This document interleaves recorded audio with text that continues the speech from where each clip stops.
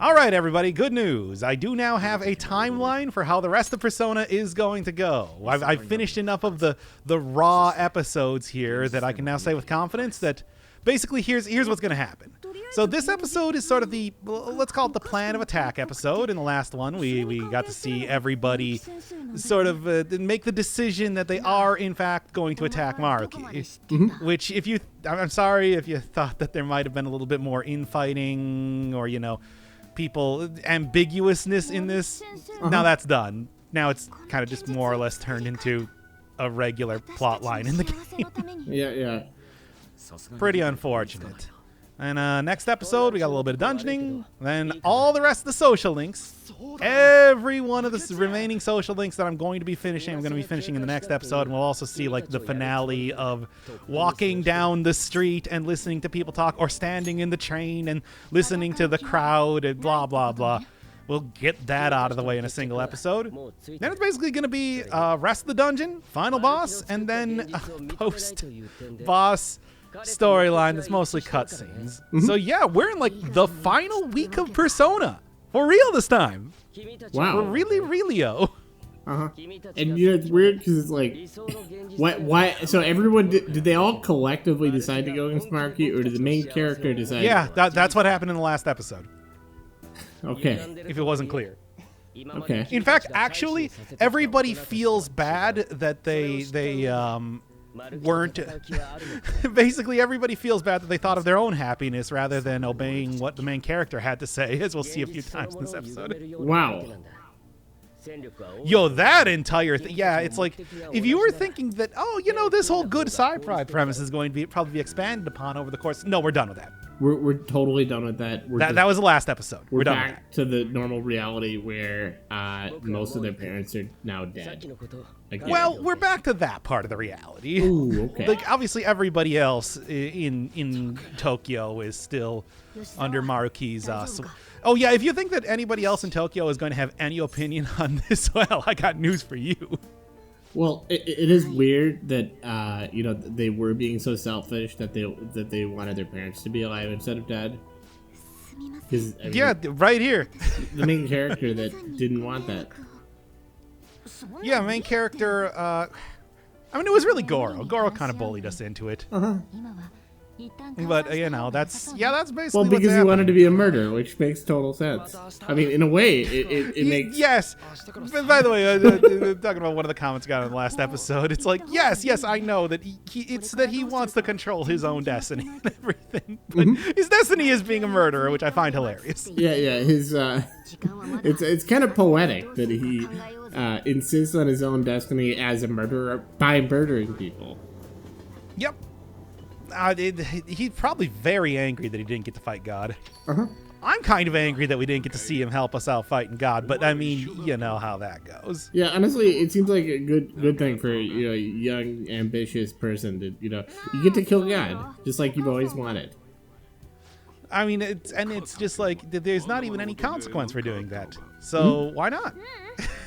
Oh yeah, it's like sorry, I thought Wakaba was alive. No, actually. No. That's the next cutscene. Don't worry about that. The next scene.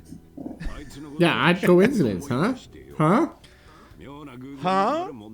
By the way, it's like, we have been mostly focusing on the main characters, but everybody in town is getting the Maruki good vibes juice. Don't worry about that. It'd be so funny if he said, kind of odd coincidence, and then he just winked knowingly at the camera. And you like what? Again, it's like that's what you would expect out of a normal, like, this feels like a parody, but that's an observation I made an awful lot. That would be a really like that that would be an arch absurdity. Like that would be the most. If this game went full absurdity, I'd be okay with that. Yeah, but they haven't, and they're not going to in the episode 112. Yeah. Oh boy. Yeah, I mean, basically, reality is back to normal, but only for these guys after this happened. Oh, yeah. Remember that thing?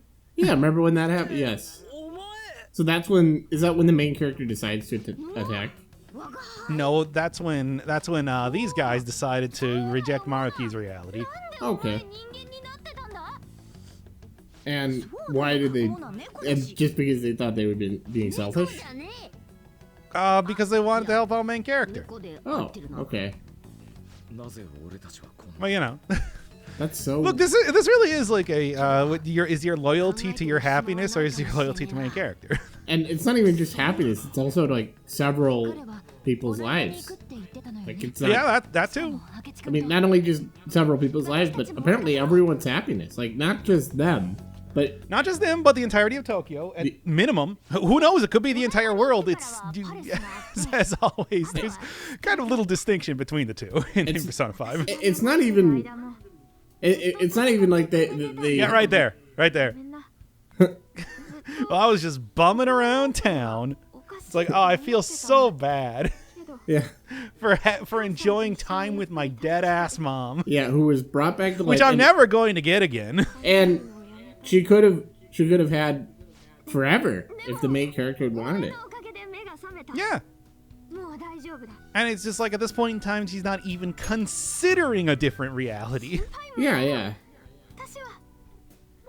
It's like not even considering that maybe there's a way we can make this work. You know, it's just like maybe we can go and like talk with. But no, it's just like no. My happiness is making you happy, main character. Your happiness is getting rid of Maruki. Whatever. Yeah, and Morgana was a human, like he always wanted to be. That's like literally his entire character arc.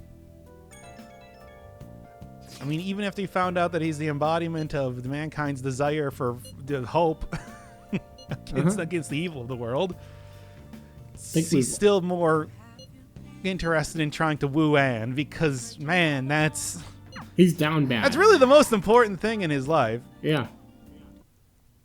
Represents all of mankind. He represents a specific mankind desire, and that's to woo Anne. Also, I mean... Hey, Lavenza. I see I'm in jail again. Oh, great, because that was such a great plotline last time. It went so well. Yeah, I mean, okay, you know that whole thing where we were wandering around in the school? It's just like, no, we got these jabronis back, which, okay, fine. We kind of do need them for gameplay reasons, you know? But at the same time, it's like, all right, yeah. Yep. Yeah, cool. So, like, what am I doing? You gonna actually tell me this time? Yeah? And I am asking for aid. Thanks. Fucking cool. Hate you all. I hate you all so much. You guys are all pieces of shit, by the way. Anyway, back to school. Yeah, I know. Isn't that great? Fucking, I can't, like, I remember way early in the series, like, really wondering if main character even remembered his time in the Velvet Room. Yeah. Now they're just kind of freely talking about it. It's just like, oh man, we've come so far and yet, like, nowhere. Now, what did she do to them? Oh, she attacked him in the last episode, remember? Oh, of course, yeah. She was the one character who was way more like interested in trying to keep Maruki's reality the reality.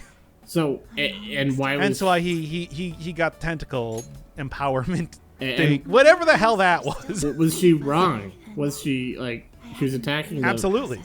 Why was she wrong? Because, you know, to think things through. She is. Shut up.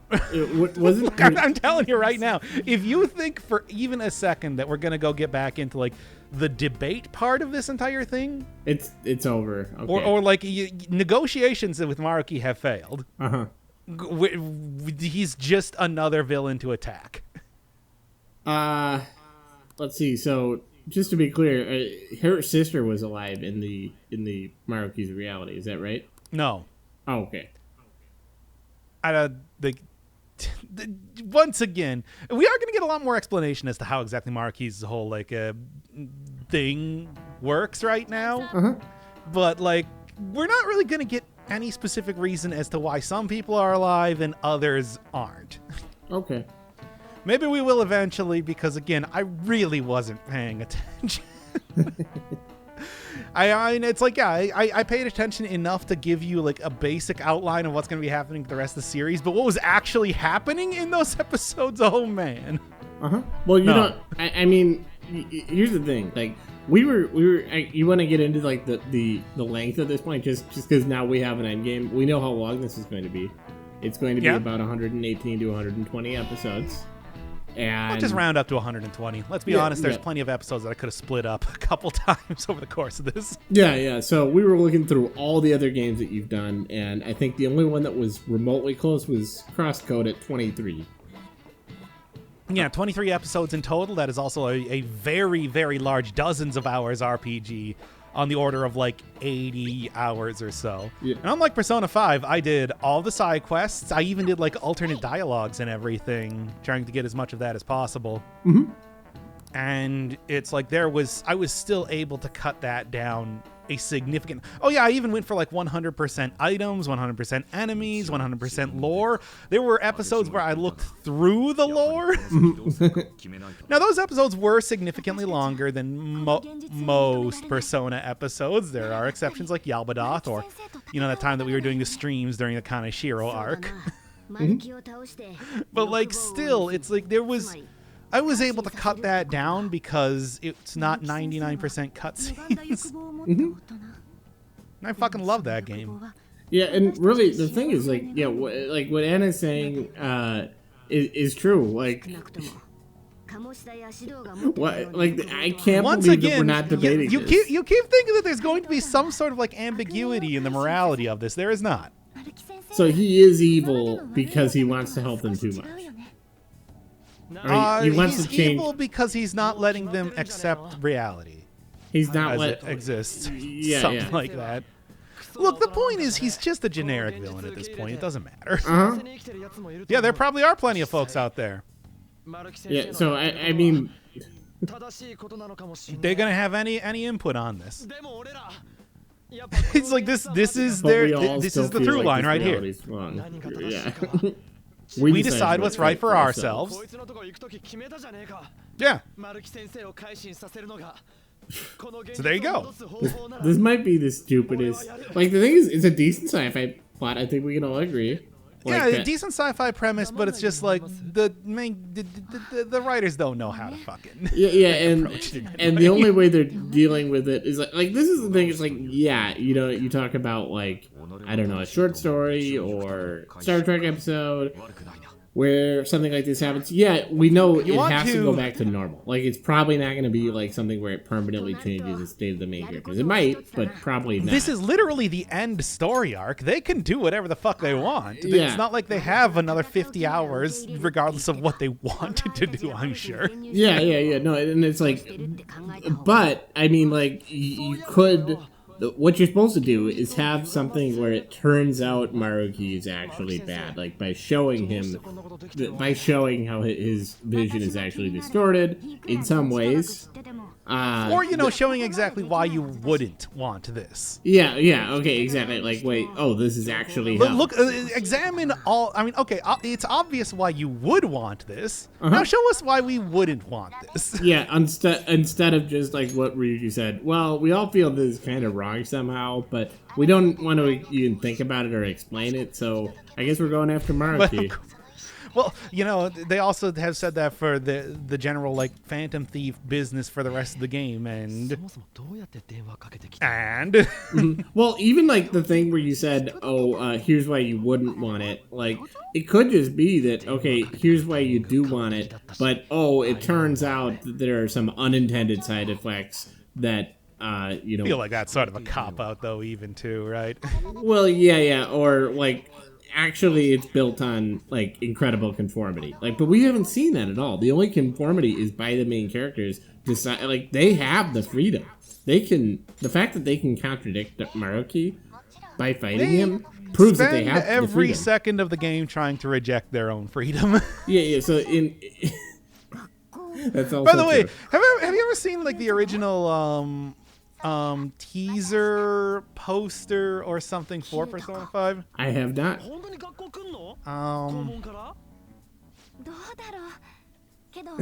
I like when you do. We're just going. You're just going and Google and searching for this because it doesn't matter what's actually happening in the game. Yeah, there you go. Newer slave want emancipation.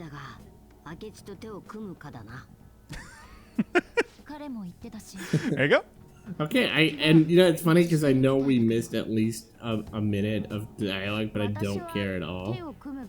Oh, yeah, do you? Hey, people at home, and this might take a while for this to actually be true. You can just go back and watch you can go back and review the transcript if you want to get like the full inject the entire script into your veins sort of thing for Persona 5 like I've done. Uh-huh.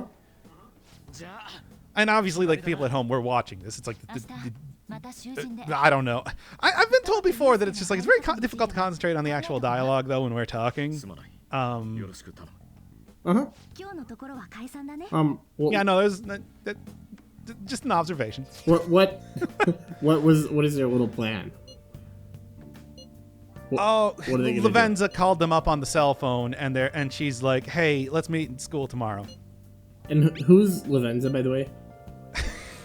The butterfly girl that we just talked to in the Oh, yeah, of course, the butterfly girl. Okay. combination of Carolyn and Justine. Oh, okay, so she's gonna be. Remember, Carolyn and Justine would call me all the time on the cell phone. It's just like, it's just a thing they can do. Okay, so she is a real person who exists in reality. No. She is a real entity who exists outside of reality. Okay, so similar to Morgana. The Velvet Room, as described, is the nexus point between dreams and reality. Okay. So it's like they actually like are not being affected by Maruki's bullshit at all. Okay. Because yeah, they're not really here. Mm-hmm. But yeah. What is it? Uh-huh. Mm-hmm. I'm sorry that I wanted to be happy and not help out you, main character. Yeah. I told you we were going to get some of these cutscenes. It really is. They really just fall right in line with just turning this right into the regular old plot that we've seen before. It's weird how this game is like it straddles it just kind of stays at this kind of default of mediocrity, but then once in a while it just becomes actively offensively bad. Like this is just like a great example. This is just like a total snap back to the status quo. Yeah. Yeah, it's not just that we've got to go back to the status quo. Again, like it's not like it's like if everyone you know, maybe if it was like, oh, well, it's an illusion. You're not actually happy. You're actually you just think you're happy because you've been provided with the stimuli or something. If that's what Maruki Once was doing. again, you could maybe like, you know, do something to I don't know, because it's like they made it so abundantly clear that it's like, no, this alternate reality is as real as reality. It's not you're not in the Matrix or something like this. That this is real. It's real and it's good and there's no downside at all. I mean, there are like downsides in the sense that Maruki's still going to be like basically the one in control, but there's no like negotiation. Also, fucking thanks. This is what I wanted. And really, Maruki is. I like his big fucking Rolex. Has Maruki shown any like he just made this? Like he just came up with this. He's extremely grateful to the main character. I went back and watched the social link. Do we have any evidence that Maruki wouldn't just change it how they wanted it if they decided, well, we actually want to have more freedom, but this is a great start and we want to have something that isn't dependent on you because we think it's immoral that this is, you know, you're right. We cannot trust you to literally govern reality, which I think is a pretty fair yeah, that's a pretty fair thing, but we didn't even ask him, did we?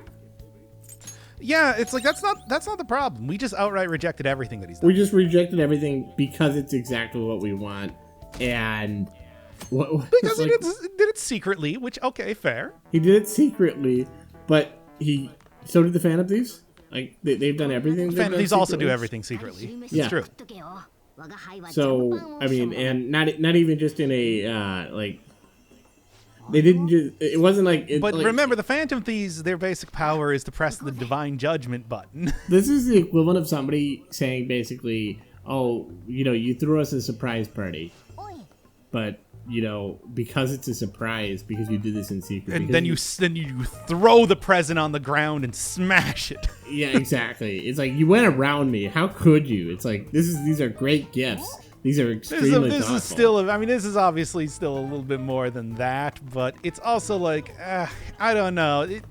Once again, I feel like there should be at least some more empathy. Main characters also have like a total lack of empathy. We've talked about that before. Well, yeah, and I mean, like, so also the thing is, like, okay, it's dependent on Maruki, but like, what if he lives for 40 more years?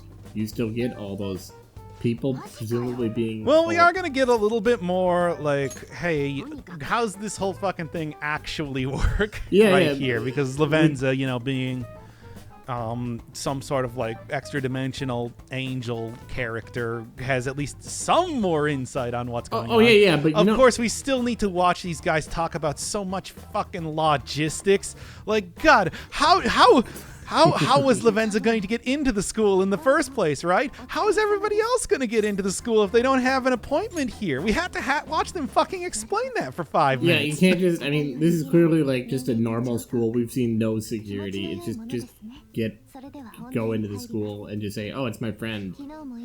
But don't worry, we'll get the full explanation. God, to the fucking end of the game, we're still getting logistics discussions. Yes. You want to meet in the nurse's office? Yeah, we have to figure out exactly why you wanted to meet in the nurse's office. We can't just talk to you. No, that would be too easy. I mean, cool. Is it normally like super easy to go in reality? Because you could have, like, I don't know, fucking showed up at any point in time. Whatever. Also, yeah, I like that we just... Anyway, she's got to sleep for a while. We can't just have everyone show up from the beginning.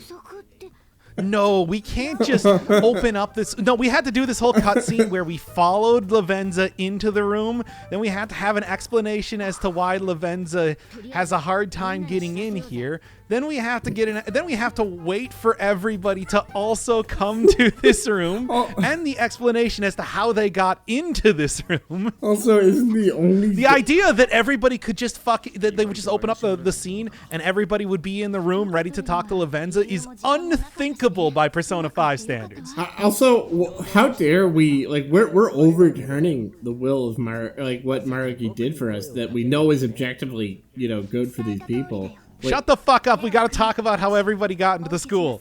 Yeah. No, I mean, now's not the time to let personal stuff get in the way of our goal, which is overturning what Maruki did. Yeah, exactly. Let's lecture. Oh, yeah, and by the way, it's just like, this is a conversation that we're having right now. Also, yeah, like, let's lecture Goro about how... Lavenza, get the fuck out here and tell us what we're doing. Jesus Christ. Also, it does make sense that we would lecture Goro about being betrayed. It's just stupid. Like, oh, yeah, absolutely, but it's been how long have we been, chatting? Yeah, like, why did they agree to work with him at all? Like, oh yeah, like, I could have killed you betrayed. Well, fuck off. No. This is where the scene should have started, by the way. Why are we listening to him? Oh my god. Because he's the main character now. He took over the mantle of main character from main character. Oh, right, because the main character never does anything, so we had to make him the main character. Yeah, and Morgana was in Maruki's reality, so he wasn't going to take over like he usually would. Yeah. Okay, so we're getting, as you said, we're getting Mementos back. How convenient. Ryuji, same thing. Yeah, Mementos. Hey, Mementos is back, baby. Isn't it supposed to be gone? Didn't we fucking destroy it? That was the thing. Like, we killed a god. We killed and stole the treasure of Mementos that was supposed to destroy Mementos. Well, you can't just get rid of it that easy. Anyway, like, we can't. I don't know. Whatever.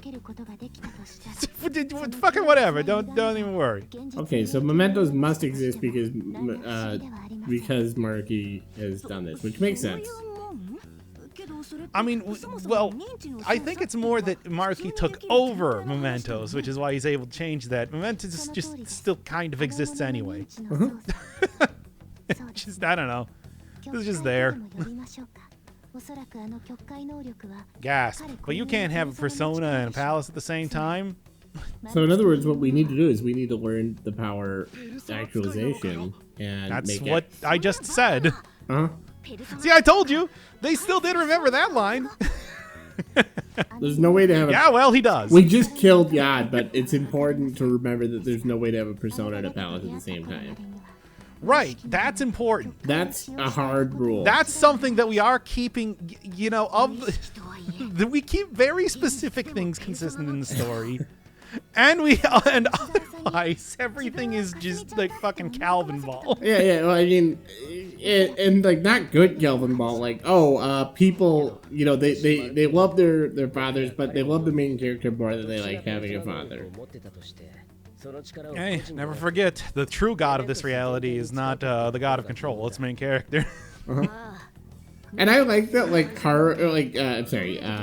Speaking of which, actually, Futaba, like, yelled at Goro completely justifiably, but it's like, nobody is just like, well, I mean, he killed their parents. And he's just in the room with them. Yeah, it's just like Futaba did, in fact, have her mother die at Goro's hands. And they... Wait a second. We actually remember that the god of control existed? Yaldabaoth? Call him Yaldabaoth. He's got a fucking name. Yeah. Yeah? So you telling me that Yaldabaoth is currently possessing? No, he's using him as a big battery. Oh. But also he was a false god. Like, we killed God, but God was actually a false god. Well, they always called him the false god. Oh, okay, fair enough. I mean, it's like, okay, literally, we're not killing Yahweh, the Lord, the creator of everything. That was never. It's just like, yeah, by the way, so yeah, how does Maruki have the ability to have, like, just the sheer raw power? Well, apparently he's just, like, the remnants of God. Instead of going... Instead of checking the god listings and going to Mars, apparently Maruki just is now using him as a giant battery. Maybe the reason the masses are loyal to Maruki is because he actually did something for them instead of just like doing a few, you know, key battles that they were clearly like as much about making them famous. No, nice try giving that sort of justification. As it turns out, the main characters, the Phantom Thieves, were supposed to regain the power of God. Yeah, which would make sense. Just so fucking fitting for Persona 5. Which, by the way, that would make a lot of sense. But then, would they be agree with it, or do they just have some? No, the thing is, it's just. Okay. Maruki has the unique power of actualization, as we saw from the fact that, like, Sumire was Kasumi the entire time, and that was well before we killed God. Everything like that. But it's like, so that's like a power unique to himself. It's just, he got the God battery that gave him the ability to actually make it work on like a society-wide level. I like the Goro's like, it looks like you all walked into this fight instead. Yeah, by saying that it's just like, boy, I would like to change the past. And then it's like when you killed God, it's just like Maruki's like, now I have the God power. because you all told me that you would have liked it if you have some regrets in life. Oh, boy. But yeah, it's like, yeah. So basically, yeah, it's like Maruki once again use the Phantom Thieves like the gigantic tools they are. Okay, yeah. And you thought we were going to get away from that for this plot line. Yep. And again, like, there's no, like... Yeah, that's right. Maruki's entire powers is based off of just shit the Phantom Thieves did, because they're the most important characters. Yeah, but he made everyone happy with it, and they just... It still makes no goddamn sense why we're opposing him. Other than maybe because of Goro, and that makes... like here's at least a somewhat reasonable thing Lavenza's saying right now. We're just like, okay, so the point, the reason that this is working is because of I still find it absolutely ridiculous that the power of a god is mostly just used to supercharge Maruki's own powers, which is fucking ridiculous. That's the one thing that the god actually like did past his death in this fucking storyline. Anyway, okay. Two worlds will again become one. And we know how that goes. That's not good. Yeah, that's a bad... Well, it's actually not that bad.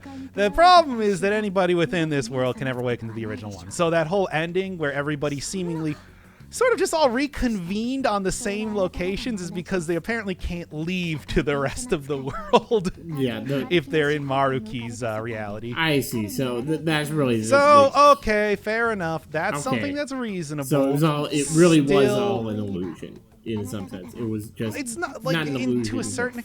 I don't know. The thing is, it's just like Maruki has control over reality. He probably could have been able to fucking. If we like, why don't we bring back Wakaba and maybe we can talk about this and we can make it so it's something that is able to affect the entire world without being entirely under Maruki's control. We can stop like the whole merger and only make it like a partial thing right now. But look, we're doing the caveman logic deal. Also, We're not going to try and preserve this in any way. You texted me when you got to this point. You were so mad, like when they did this, like the 23 days remaining thing. Yeah, that was when just like seeing like the 24 days remaining in the upper right corner, just like that, like almost just that like demoralized me to a really ridiculous extent to think that I had that much longer in the game.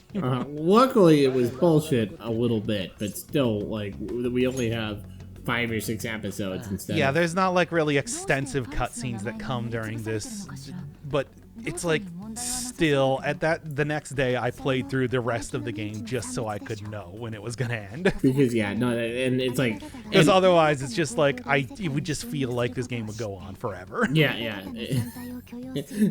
So it's like it's only. And I mean that's the whole thing where it's just like we're trying to talk about like how everything. I mean once again like the ultimate thing that I want to say is that I still think that they could fucking like come to an agreement with Maruki and like figure out how to use his reality warping powers to maybe make it so that like the bad things that are gonna happen, but we're not really we're not really like invested in that.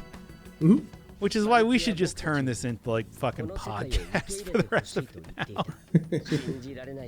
I mean, that's the whole thing where it's just like, I gotta be honest. It's like, in the last episode, I kind of felt like I could talk about something. Here, it just sort of feels like, it's just kind of the same business as usual.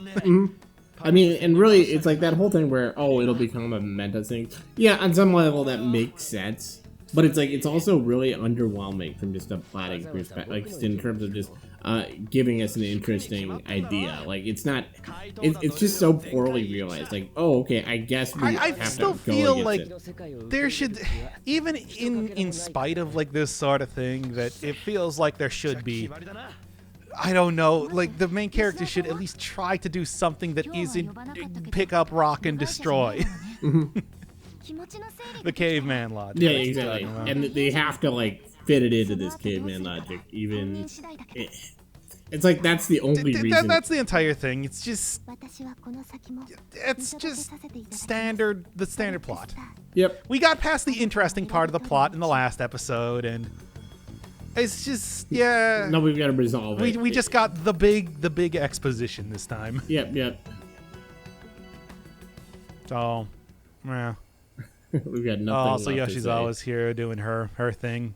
Yeah, conveniently. Again, I do like that we've been able to call her Yoshizawa the entire time, regardless of what her name actually is.